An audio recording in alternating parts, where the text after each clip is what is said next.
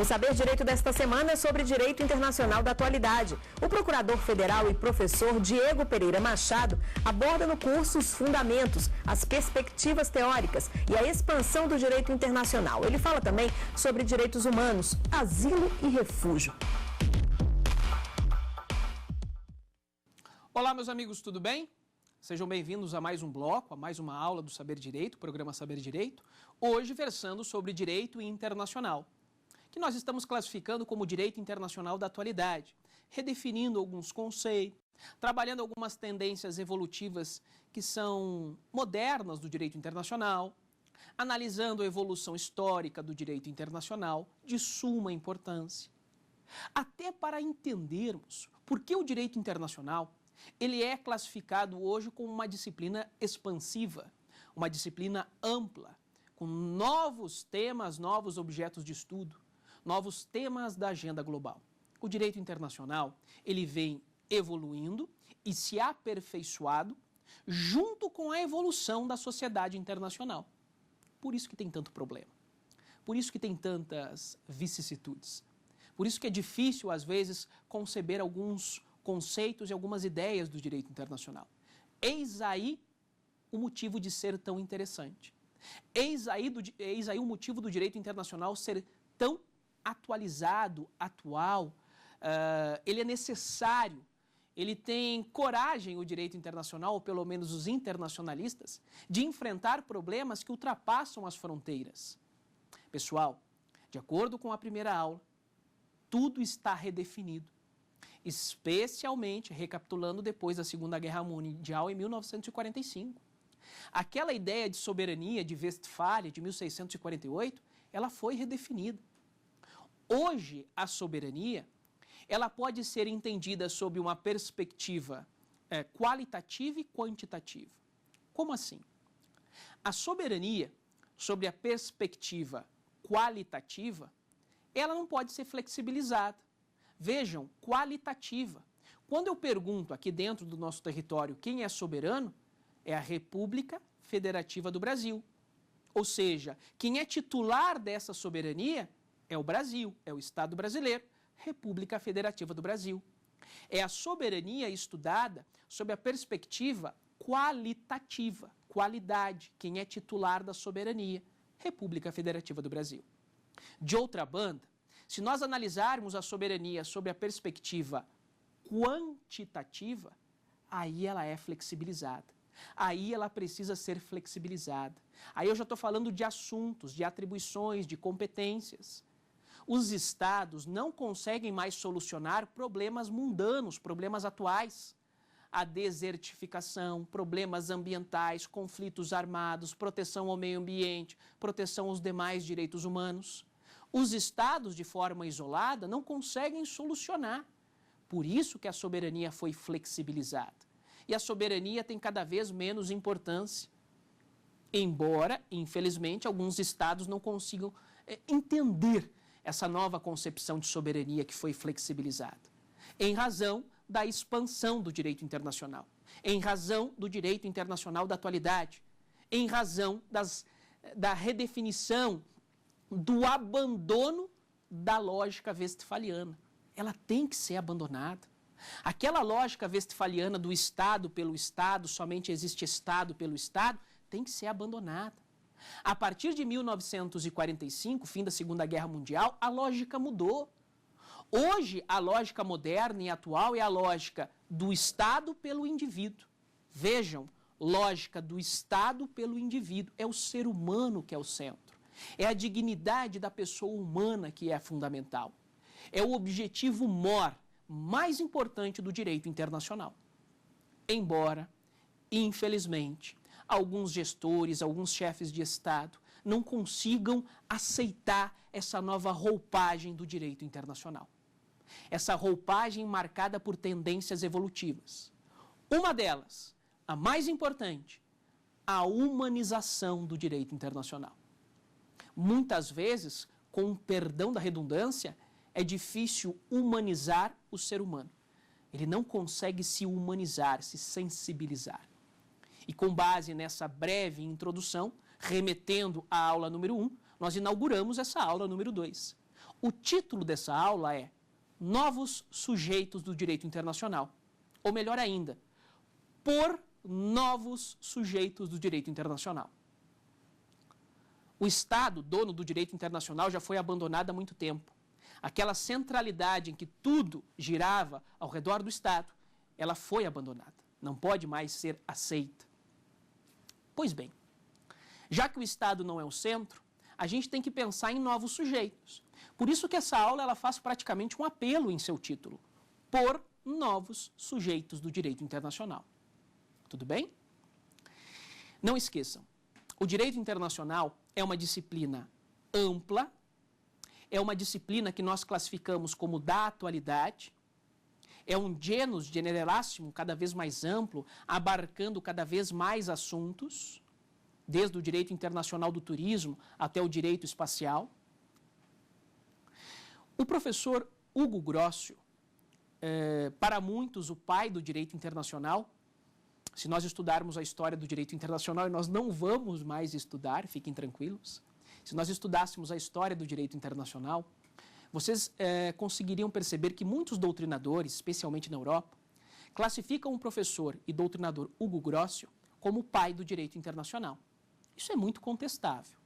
Mas, de qualquer forma, esse suposto pai, sem reconhecimento de paternidade feita e materializada mediante exame de DNA, esse pai do direito internacional, ele dizia o seguinte: o direito internacional, ele se encaixa, ele presencia, melhor dizendo, situações embaraçosas, difíceis de serem compreendidas pelo cidadão comum. Isso significa que o direito internacional, ele tem imperfeições, ele tem problemas, mas ele pode ser aperfeiçoado, ele pode ser corrigido. Com base nessa ideia de Hugo Grossio, que a gente vai estudar os sujeitos do direito internacional, pensando sempre em novos sujeitos. Já que o direito internacional é diferente do direito interno, não tem aquela organização cirurgicamente definida, o direito internacional, com o devido respeito, estou tentando ser didático aqui, ele é um pouco bagunçado, entre aspas, porque não tem aquela centralidade, aquela subordinação, aquela verticalização. A gente tem que ter critérios para definir quem é sujeito do direito internacional. E nós temos diferentes critérios.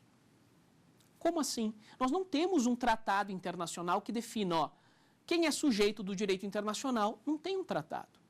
Não tem também um costume internacional. Sendo assim, nós temos diferentes correntes doutrinárias que adotam diferentes critérios para definir que se uma determinada pessoa ou se um determinado ente é sujeito ou não do direito internacional. Para muitos doutrinadores, o ser humano, a pessoa, o sujeito físico, pessoa natural, é sujeito do direito internacional. Para outros doutrinadores, o ser humano não é sujeito do direito internacional. Para muitos doutrinadores, as empresas transnacionais são sujeitos do direito internacional. Para vários outros doutrinadores, as empresas transnacionais não são sujeitos. A mesma coisa as organizações não governamentais, como, por exemplo, a Anistia Internacional, a Cruz Vermelha. Dependendo da doutrina que você comprar, dependendo do livro, vai estar lá escrito, é sujeito. Não, não é sujeito. Porque o direito internacional, ele está baseado na descentralização, é uma sociedade internacional universal, paritária, aberta e descentralizada. Tudo bem? Mas quais são os principais critérios utilizados pela doutrina de uma forma global para definir, isso aqui é sujeito do direito internacional, isso aqui não é sujeito? Pessoal, os principais critérios são os seguintes. Se aquele ente é titular de direitos e obrigações e se ele é destinatário das normas internacionais. Se a pessoa física, se o ser humano, ele é titular de direitos e obrigações na ordem internacional, se ele é destinatário das normas internacionais, esse ser humano é sujeito do direito internacional. Para mim, são os principais critérios, os mais utilizados, os mais justos e os mais claros para definir se um determinado ente é sujeito do direito internacional. Ué, ele é destinatário das normas internacionais, ele é titular de direitos e obrigações, tem até responsabilidade internacional. Por que não vai ser sujeito do direito internacional? Esses são os principais critérios, se é destinatário e se é titular de direitos e obrigações. Claro, nós temos doutrinadores que definem outros critérios. Além de ser destinatários, além de ser titular de direitos e obrigações, esse ente aí, ele tem responsabilidade internacional? Mais um critério para definir se é sujeito. Esse ente ou essa pessoa tem direitos processuais internacionais? Pode peticionar em âmbito internacional? Sim. Então ele é sujeito. Vejam, nós temos diferentes critérios, todos importantes, todos fundamentais, mas vamos adotar os dois primeiros critérios. Simples, objetivos, claros, de fácil assimilação, de fácil lembrança, que são destinatários das normas internacionais, são titulares de direitos e obrigações, respondemos sim a essas perguntas, tudo bem. Então vamos encará-los como sujeitos do direito internacional. Com isso, o nosso rol de sujeitos é muito grande, é cada vez maior, é cada vez mais amplo. Ótimo, essa é a tendência do direito internacional. Esse é o direito internacional reflexivo, expansivo, da atualidade, pós-moderno, posterior a 45. Alguns professores classificam o direito internacional da atualidade como uma disciplina reflexiva. O candidato, ou estudante, ou jurista, por que o direito internacional é uma disciplina reflexiva? Olha que interessante. Porque os sujeitos, eles elaboram as normas que irão disciplinar suas próprias condutas. Por isso que é uma disciplina reflexiva. Vejam os estados. Os estados celebram tratados internacionais, adotam os tratados, eles elaboram os tratados que irão disciplinar a sua própria conduta. O direito internacional é uma disciplina essencialmente reflexiva. Eis o motivo de nós estudarmos os sujeitos, eis o motivo de nós definirmos os critérios para definir quem é sujeito do direito internacional, os destinatários das normas internacionais. Só que cuidado, nós temos um grupo de sujeitos do direito internacional, que são os destinatários, que são os titulares de direitos e obrigações.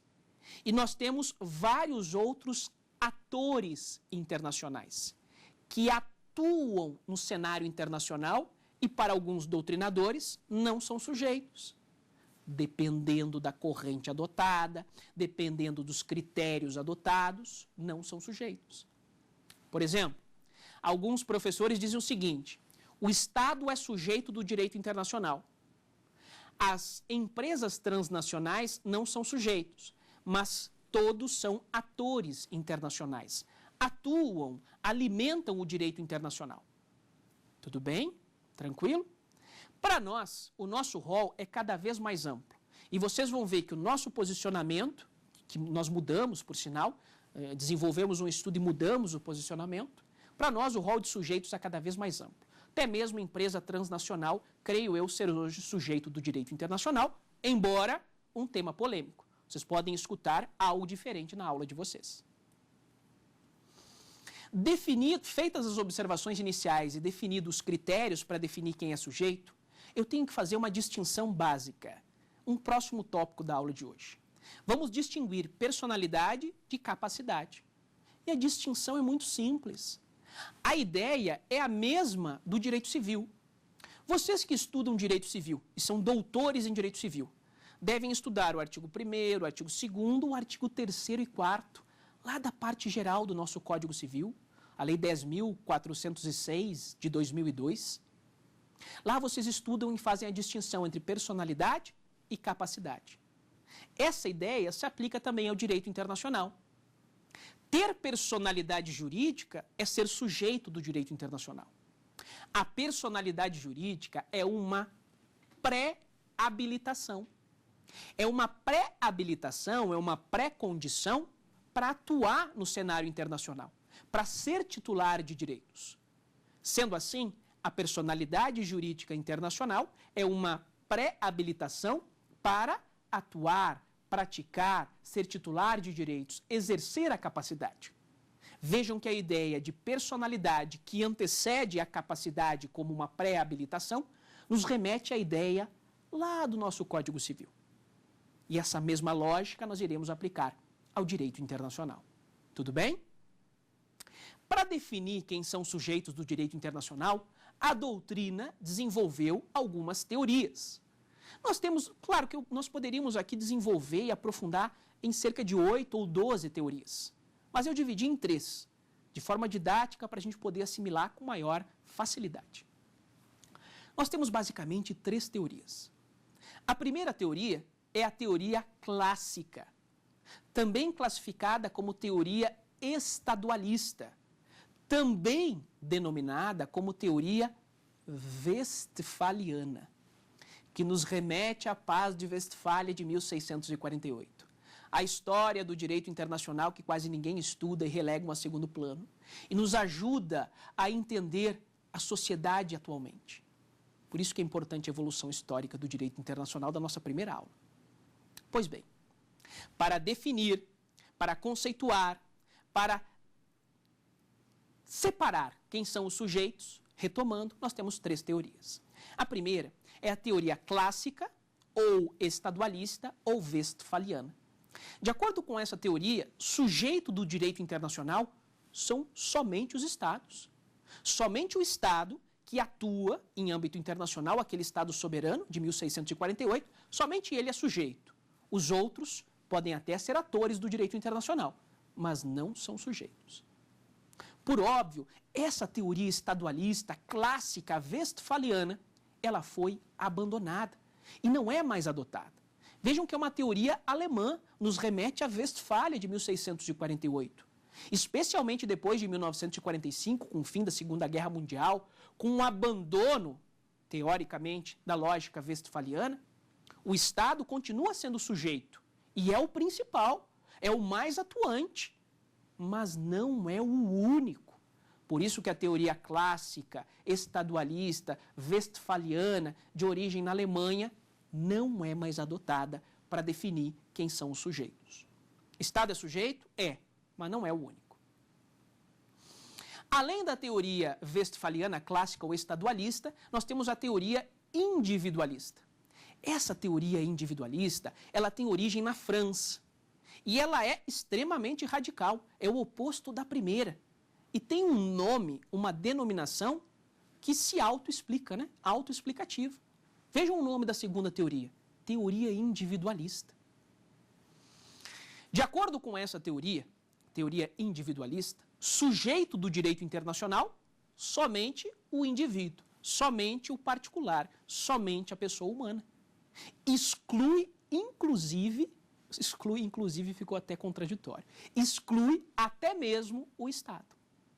Por óbvio, essa teoria individualista, que coloca somente o ser humano como sujeito do direito internacional, que eu até considero louvável, bem intencionada, até mesmo poética, ela é interessante, mas ela não é adotada. Você não pode descartar o Estado do rol de sujeitos do direito internacional. Não é o único. Não é o único, mas não pode deixar de ser sujeito. Tanto é que é o principal, o mais atuante, o que tem mais capacidade no âmbito do direito internacional. Tudo bem? Então, a teoria, a primeira e a segunda, a estadualista e individualista, não são adotadas na atualidade. A terceira teoria, a mais atual, moderna, louvável e com a devida vênia sábia, é a teoria eclética ou heteropersonalista. O que preceitua essa teoria eclética ou heteropersonalista?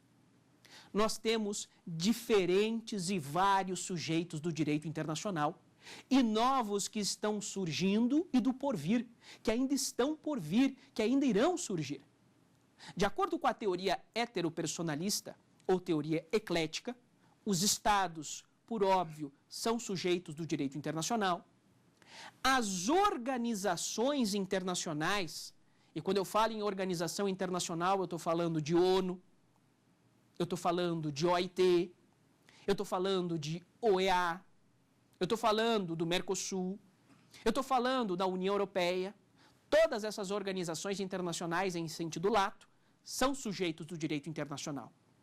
E além dos Estados, além das organizações internacionais, por óbvio, nós temos os indivíduos, os particulares. São, sim, sujeitos do direito internacional. Não pode ser negada essa ideia, especialmente por causa da humanização do direito internacional. Hoje, nós temos doutrinadores de nome ou renome que não aceitam a condição de sujeitos dos indivíduos. Isso não pode ser mais aceito. São sujeitos. E, para mim, os Estados, as organizações internacionais e os indivíduos, para mim, já são sujeitos clássicos. Eu os considero sujeitos clássicos. Já são definidos como sujeitos e não se pode discutir. O nosso problema são os novos sujeitos, os que estão surgindo. Esses que a gente tem que dar uma atenção especial. Antes de eu dar uma atenção especial a esses sujeitos que eu reputo como sujeitos especiais, eu queria falar só um pouquinho sobre o Estado, as organizações internacionais e os indivíduos. Os Estados são os sujeitos clássicos, os sujeitos originários, os sujeitos criadores do direito internacional. Os Estados têm, sim, personalidade jurídica internacional. E eles têm uma ampla capacidade de atuação. Quem tem mais poder na ordem internacional são os Estados, sem sombra de dúvidas. Depois dos Estados, nós temos as organizações internacionais. ONU, OEA, OIT, OMS e assim vai. A maioria das agências especializadas da ONU, da família das Nações Unidas. Essas organizações internacionais também são sujeitos, têm personalidade jurídica internacional e têm uma capacidade para atuação. A doutrina classifica a capacidade das organizações internacionais como uma capacidade derivada. Uma capacidade derivada. Não é uma capacidade tão ampla como a capacidade dos Estados. É um pouquinho menor. Vou dar um exemplo. Quem é sujeito do direito internacional, em regra, pode celebrar tratados, tem direito de convenção. Os Estados podem celebrar qualquer forma, espécie e natureza de tratado. As organizações internacionais também podem celebrar tratados internacionais, têm direito de convenção, mas a sua capacidade para celebrar tratados, somente os tratados relacionados com as suas finalidades. Vejam que a capacidade é um pouco mais restrita do que em relação aos Estados. Mas, de qualquer forma, eu acho que ficou claro que Estado e organização internacional têm capacidade, têm personalidade, são sujeitos do direito internacional. E os indivíduos? Já falei, são sujeitos, não vamos contestar mais isso. Para mim, já posso classificar até como sujeitos clássicos.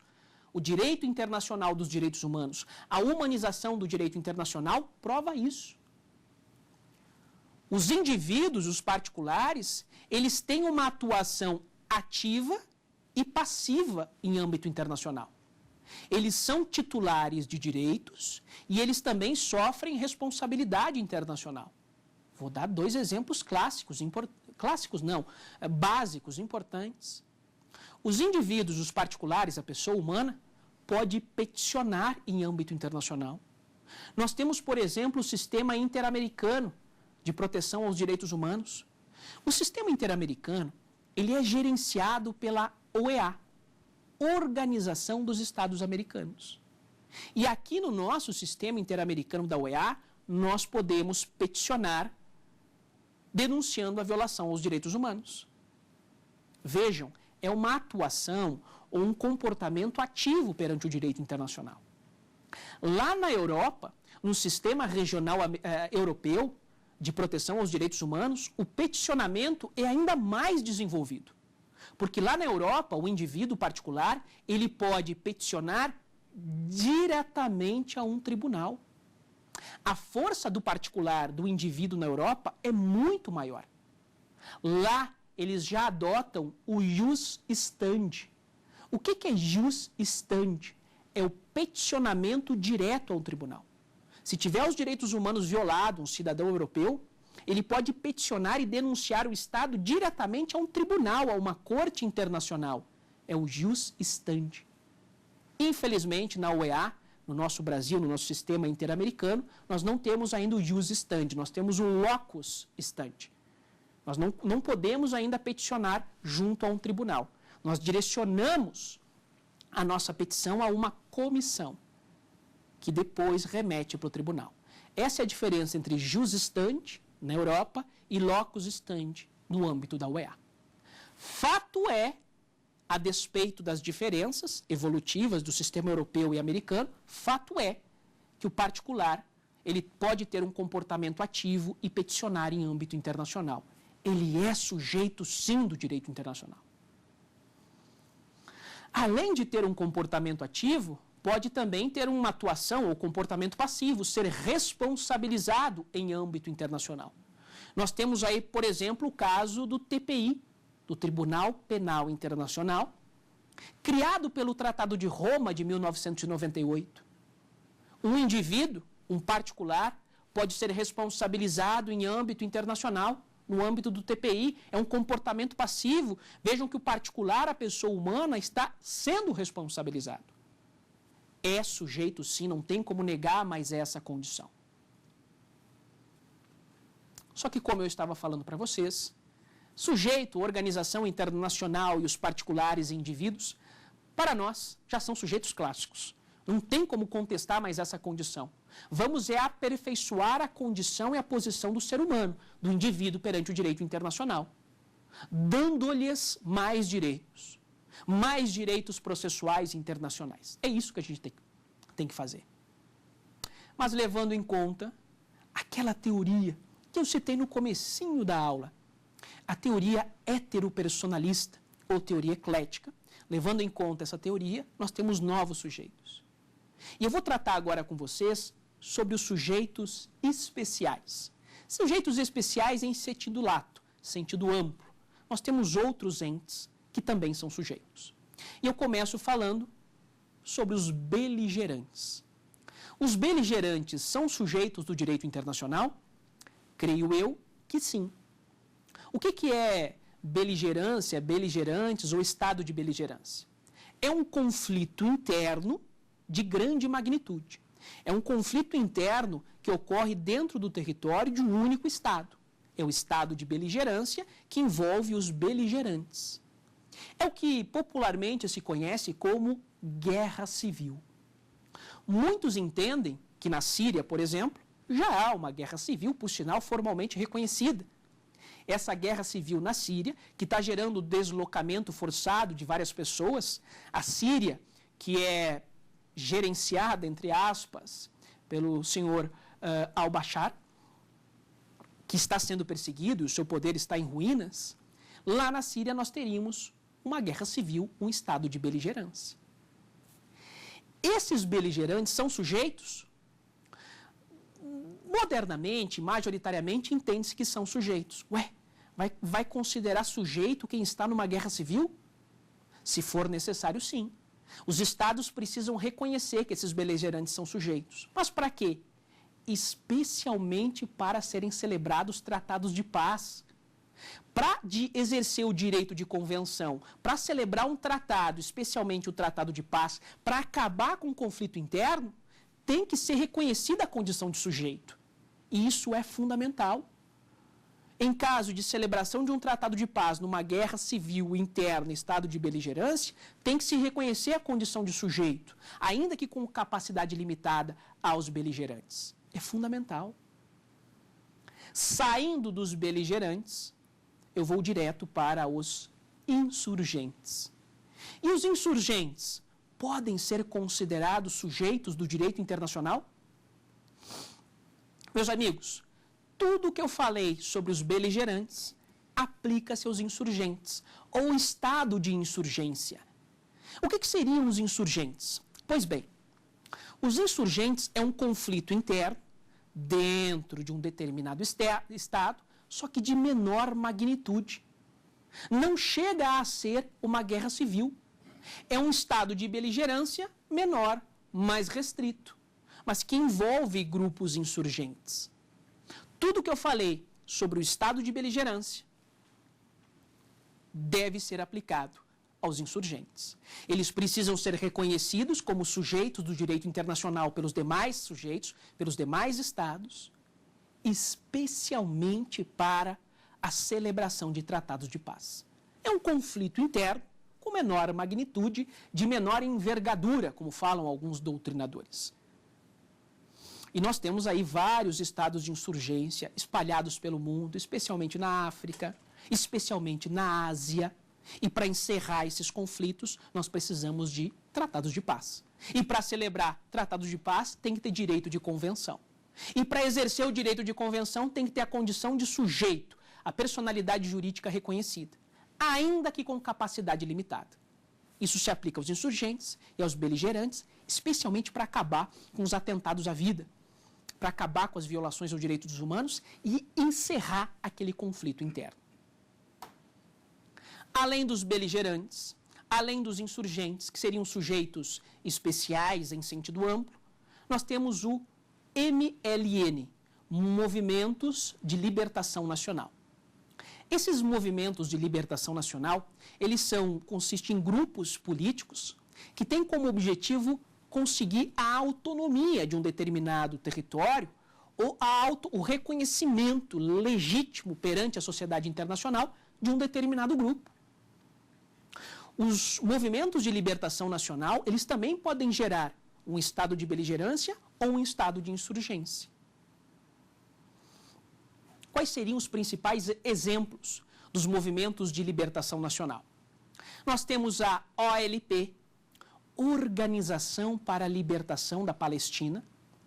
A OLP, a Organização para a Libertação da Palestina, é o exemplo mais citado de movimento de libertação nacional.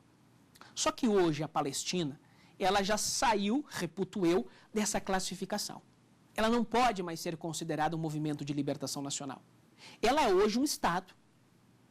Tanto é que a Palestina, ela foi aceita em um organismo especializado da ONU como um Estado.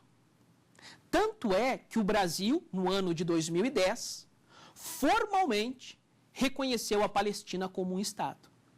Então, a Organização da Libertação da Palestina, que era classificada como um movimento de libertação nacional, aqui no Brasil tem que ser encarada, sem sombra de dúvidas, como um Estado. Nós temos também como um importante exemplo de movimento de libertação nacional as FARC, Forças Armadas Revolucionárias da Colômbia. Se vocês perguntarem para um representante do governo norte-americano o que é as FARC, ele vai dizer, esse representante, sem sombra de dúvida, é um grupo terrorista. Isso aí não é sujeito, não. Isso aí não é movimento de libertação nacional. A classificação das FARC é muito difícil. Vejam que o direito internacional ele é descentralizado. Ele não tem um rol fechado de sujeitos. Ele é diferente do direito interno, nacional, como nós trabalhamos na primeira aula. É difícil conceituar e classificar movimentos como o das FARC. Reputo eu, creio eu, que as FARC, Forças Armadas Revolucionárias da Colômbia, podem ser classificados como um movimento de libertação nacional. E para classificar como um movimento de libertação nacional, tem um trâmite específico, inclusive perante as Nações Unidas, e deve assim ser reconhecido pelos demais estados. Mas a despeito desse trâmite, desse reconhecimento, creio eu que as FARC podem sim ser classificadas, como um movimento de libertação nacional. Claro, é um tema polêmico como tudo no direito internacional. Tudo bem? Novos sujeitos, sujeitos especiais, e dentro desse rol de sujeitos especiais, eu tenho que falar obrigatoriamente sobre o Vaticano. Especialmente porque nós temos um Papa muito recente que vem ganhando os noticiários, vem sendo exaltado pela mídia. E o Vaticano é o quê? Pessoal, nós temos que fazer uma distinção muito importante. Esse tema é riquíssimo, é fundamental para o direito internacional. Hoje se fala em um binômio, ou seja, nós temos dois entes. Nós temos a Igreja Católica e o Estado da Cidade do Vaticano. É o binômio Santa Sé e Vaticano. A Santa Sé, ou Sé Apostólica, é a Igreja Católica. Então nós temos duas entidades, dois entes separados, diferentes.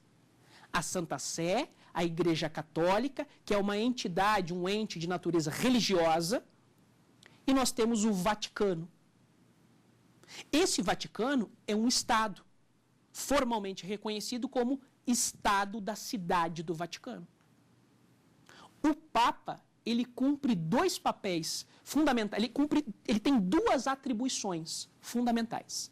O Papa, ele é chefe da Igreja Católica, da Santa Sé, que é a entidade máxima dentro da Igreja Católica, ele é chefe da Igreja Católica, ele é o chefe religioso, e o Papa também é chefe de Estado. De qual Estado? Do Estado da Cidade do Vaticano. Esse Estado da Cidade do Vaticano, ele tem 0,44 quilômetros quadrados. É piquititinho. Você visita todo o Estado do Vaticano num dia ou menos de dia até. É 0,44 quilômetros quadrados. Ele consiste em um enclave. Como assim enclave? Ele está encravado, está no meio de Roma. Nós temos o país Itália, nós temos a cidade de Roma, e não no centro, mas dentro de Roma, nós temos um enclave, está encravado dentro de Roma, um Estado, que é o Estado da Cidade do Vaticano, que tem um território de 0,44 quilômetros quadrados. Esse Estado da Cidade do Vaticano é classificado como um microestado. Não tinha como não ser classificado como um microestado. Óbvio, tem 0,44 quilômetros quadrados, é um dos menores ou o menor em extensão no mundo, mas tem um valor e um peso moral muito grande. O Estado da Cidade do Vaticano foi criado em 1929, por meio dos Tratados de Latrão. Nós tínhamos um problema territorial, a questão romana. Essa questão romana foi solucionada pelos Tratados de Latrão, de 1929, que criou o Estado da Cidade do Vaticano. Esse Estado da Cidade do Vaticano é classificado como um Estado anômalo. Por que é classificado como um Estado anômalo? Porque o Vaticano é um Estado instrumental. Ele foi criado para servir a Igreja Católica, para servir a Santa Sé. Por isso que é um Estado instrumental, é um Estado anômalo. Bom, nós já sabemos que tem dois entes. A Santa Sé, de natureza religiosa, que é um ente chefiado pelo Papa. O Estado da Cidade do Vaticano, instrumental, anômalo, um microestado, enclavado em Roma, com 0,44 quilômetros quadrados. Quem é que é sujeito do direito internacional aí? Os dois. Mas isso não é pacífico? Nem um pouco pacífico. A Santa Sé, essa é sujeito. É um dos entes ou entidades mais antigas da humanidade. A Santa Sé é sujeito. Tanto é que se você for a Brasília, nós temos lá o local das embaixadas, está lá a Embaixada da Santa Sé, com o título Nunciatura Apostólica ou Nunciatura Papal. Nunciatura Apostólica ou Nunciatura Papal é a Embaixada da Santa Sé. É uma embaixada com todas as imunidades diplomáticas. E o chefe da Nunciatura Apostólica ou Nunciatura Papal é o Núncio Papal ou Núncio Apostólico, que seria o embaixador da Santa Sé. Em síntese, Santa Sé, um sujeito sui generis, que tem até direitos e poderes de Estado, essa entidade religiosa Santa Sé, é sujeito do direito internacional de forma praticamente pacífica. A grande dúvida é, se o Estado criado em 1929, se o Estado da Cidade do Vaticano, já que ele é anômalo e um Estado instrumental, se ele é sujeito também. Tem corrente doutrinária no sentido de que não é sujeito e tem corrente doutrinária no sentido de que tem personalidade jurídica internacional. O nosso entendimento, até com base na teoria eclética ou heteropersonalista e a tendência do direito internacional, sem sombra de dúvidas, é classificar o Estado da Cidade do Vaticano, sim, é sujeito, é Estado e é sujeito do direito internacional, é um novo Estado, criado em 1929. Por isso que o Papa é chefe da Igreja Católica e é chefe do Estado da Cidade do Vaticano. Tudo bem? São dois sujeitos que convivem em perfeita harmonia. Não há unanimidade na doutrina e muito menos entendimento pacífico em classificar o Estado da Cidade do Vaticano. Mas a tendência do nosso estudo é, sem sombra de dúvidas, galgar esse ente à condição de sujeito do direito internacional. Tudo bem? Continuando o estudo dos sujeitos especiais, dos novos sujeitos, em atenção a essa disciplina ampla, expansiva e reflexiva, nós iremos analisar as ONGs, organizações não governamentais. Uma ONG é sujeito do direito internacional? Sim ou não? Não podemos confundir organização não governamental, ONG, com organização internacional. A ONU, a OEA, a OIT são organizações internacionais. São sujeitos, já definimos isso, sujeitos com capacidade derivada. Agora nós estamos estudando a ONG, Organização Não Governamental. Exemplo de ONG, Cruz Vermelha, a mais importante, a mais conhecida. Anistia Internacional, também muito conhecida. A UEFA, que regulamenta o futebol na Europa, é uma ONG. A FIA, que regulamenta a Fórmula 1, o automobilismo, também é uma ONG. Vejam, nós temos várias organizações não governamentais. E essas ONGs, em sua maioria, são classificadas pela doutrina como atores do direito internacional. Não são sujeitos. Creio eu que o entendimento hoje preponderante é de que não são sujeitos. Claro, nós iremos discordar desse entendimento. Até com base na primeira aula, com base na nossa introdução, com arrimo na teoria eclética e heteropersonalista. Sem sombra de dúvida, uma ONG com atuação internacional, ela é sujeito, sim, do direito internacional, tem personalidade jurídica internacional. Ora, é titular de direitos e obrigações, é destinatária das normas internacionais, é sujeito do direito internacional. Mas por que então que muitos doutrinadores relutam em classificar uma ONG como sujeito do direito internacional? Pelos seguintes motivos.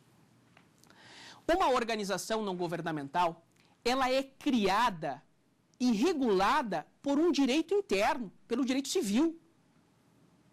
A ONG, a Cruz Vermelha, a Anistia Internacional, elas têm a sua sede em um determinado estado, determinado país, e elas são regulamentadas pelo direito civil, o direito interno.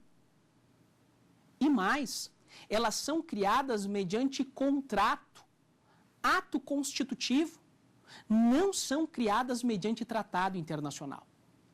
Uma organização internacional como a ONU, como a OEA, que são sujeitos e são outros entes, eles são criados mediante tratado.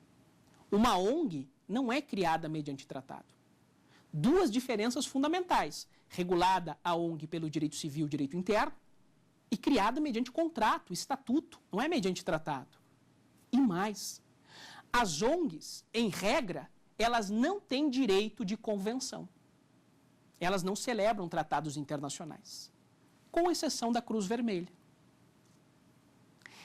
Esses são os argumentos que levam muitos doutrinadores a classificar as ONGs como atores e não como sujeitos. Nós discordamos, para nós sujeitos, especialmente por terem direitos, serem titulares de direitos, especialmente por atuarem de forma muito assídua e forte, intensa, incisiva no âmbito do direito internacional. Tudo bem? Vou falar também um pouquinho sobre os povos, as minorias, os povos indígenas. São sujeitos do direito internacional? Sem sombra de dúvida, são sujeitos, sim. São destinatários das normas internacionais. Produzem e participam muitas vezes da elaboração de normas internacionais. Podem ser responsabilizados. Os povos, especialmente os povos indígenas, que têm direito à diversidade, ao reconhecimento de sua cultura, a recursos para o desenvolvimento da sua diversidade cultural. Os povos, especialmente quando levamos em conta o direito à autodeterminação dos povos, estes, sim, eles são sujeitos do direito internacional. O tema é mais polêmico ainda na parte dos povos. E as empresas transnacionais? Para a maioria dos doutrinadores, não são sujeitos. Alguns classificam as empresas transnacionais como sujeitos não formais. Alguns professores diferenciam empresas transnacionais de multinacionais. Transnacional é aquela que tem a sede num país e várias filiais e sucursais. Multinacional é aquela em que o capital vem de 2 ou mais estados. Mas essa diferença é uma linha muito sensível. Não é muito aplicada na prática e os doutrinadores chamam multinacional, transnacional, entendem como sinônimo. Tudo bem? Fato é que essas empresas têm um poder muito grande de atuação no âmbito internacional, são destinatárias das normas internacionais, titularizam direitos e podem ser responsabilizadas. Embora o meu entendimento seja polêmico e minoritário, classifico-as como sujeitos do direito internacional, sem dúvidas. Já encerrando, alguns doutrinadores classificam e colocam a mídia global como sujeito. Aqui já é mais difícil, porque a mídia global é algo difícil de se definir e especificar. Muitos doutrinadores classificam a mídia global como sujeitos não formais. Qual a minha posição? Estou desenvolvendo ainda. Difícil classificar a mídia global como sujeito, em razão da sua porosidade, não especificação, delimitação. Mas é um ator internacional relevante. E o Estado Islâmico do Iraque, do Levante, ou Estado Islâmico do Iraque e da Síria, que é um grupo jihadista, né? Jihad, aquela guerra santa, que vem aplicando uma filosofia sanguinária de conquista. Esse Estado Islâmico é sujeito? A resposta lógica e natural é que não. Está violando o direito internacional. Mas o problema é que, se um dia, espero que esse dia se aproxime, o quanto antes melhor, houver a celebração de um tratado de paz, um pacto de paz, para encerrar as atrocidades do Estado Islâmico, aí nós vamos ter que classificá-lo como sujeito, talvez como um movimento de libertação nacional. Mas hoje, se perguntar para qualquer professor com base no bom senso, não classificaria como sujeito, muito menos como um Estado. Embora o Estado Islâmico possua território, possua governo, possua população e também tem finalidades. Os 4 elementos constitutivos para ser um Estado, o Estado Islâmico tem. Tem território, que está cada vez maior, tem população, bem seletiva, eles vão selecionando e vão eliminando os demais, tem finalidades religiosas, políticas e de violação aos direitos humanos, mas tem. Tem um governo? Tem. Um governo soberano até, quase que soberano, tem. Então tem os 4 elementos constitutivos. Então poderia ser considerado teoricamente um Estado. Mas não é um Estado por violar os direitos humanos, violar o direito internacional dos direitos humanos. Embora não reconhecida a sua personalidade jurídica internacional até em razão das suas atrocidades, em um determinado momento vai ter que reconhecer para pelo menos assinar um tratado de paz. Ou responsabilizar esse grupo terrorista sanguinário que está colocando fim ao mundo. Para encerrar essa aula do programa Saber Direito, eu vou chamar 3 perguntas de estudantes que irão enriquecer essa aula e a gente vai encerrar de forma bem redonda. Gostaria de saber por que o Estado ainda centraliza o direito internacional. A pergunta é extremamente pertinente e complementa a aula. Centraliza o direito internacional porque foi o primeiro sujeito a surgir, porque surgiu em 1648, com a Paz de Westfália, com a lógica westfaliana, e porque tem mais direitos e mais capacidade no âmbito internacional. Tem direito de convenção, tem direito de legação, que é enviar embaixadores a outro estado e recebê-los. Tem um aparato normativo e político muito maior, muito mais pesado. O Estado ainda centraliza, mas a gente tem que destacar que ele não é o único sujeito do direito internacional. Próximo questionamento. Queria saber se a SFARC da Colômbia tem personalidade jurídica internacional. Esse tema é muito polêmico. Não há unanimidade. Acredito até que prepondera o entendimento que não tem personalidade jurídica internacional. A pergunta é pertinente e atual. Se perguntar para o governo venezuelano que apoia as Farc, é um sujeito e como é sujeito do direito internacional. Se perguntar para alguns países da Europa, principalmente países da Europa e para os Estados Unidos, vão entender que não são sujeitos do direito internacional. Mas pode ser classificada como um movimento de libertação nacional, se reconhecido assim pelos demais estados da sociedade internacional. Última pergunta. Gostaria de saber se o Estado Islâmico é sujeito do direito internacional. Esse tema é um tema muito polêmico, eu classifico como Estado Islâmico polêmico, atual, não tem uma resposta fechada e vai demorar para ter, porque é um problema que o mundo recém está começando a dar resposta. Não tem como classificar hoje como sujeito do direito internacional com personalidade jurídica internacional, não tem como. Mas em um determinado momento, se a sociedade internacional, especialmente a Europa e Estados Unidos, pretenderem encerrar ou responsabilizar esses indivíduos, esse grupo, como fizeram com a Alemanha em 1919, com o Tratado de Versalhes, um pacto de paz, vão ter que previamente reconhecer a condição de sujeito em uma das categorias. Não sei qual, vamos ter que esperar. Tudo bem? A nossa aula de hoje foi bastante produtiva, diversificamos e elencamos novos sujeitos do direito internacional com base na teoria heteropersonalista, remetendo a temas da primeira aula. Estudamos critérios, personalidade e capacidade, estudamos as teorias, os sujeitos clássicos, estados, indivíduos e organizações internacionais e os sujeitos especiais, desde beligerantes, passando pelo Vaticano, indo até as empresas transnacionais e a mídia global. Espero que tenha sido produtivo e vocês tenham gostado. Teremos ainda mais aulas. Foi um grande prazer ter estado com vocês. Obrigado pela atenção. Tem dúvidas sobre o assunto? Então mande um e-mail para a gente, saberdireitotudojunto@stf.jus.br. Você pode também estudar pela internet acessando o site www.tvjustiça.jus.br.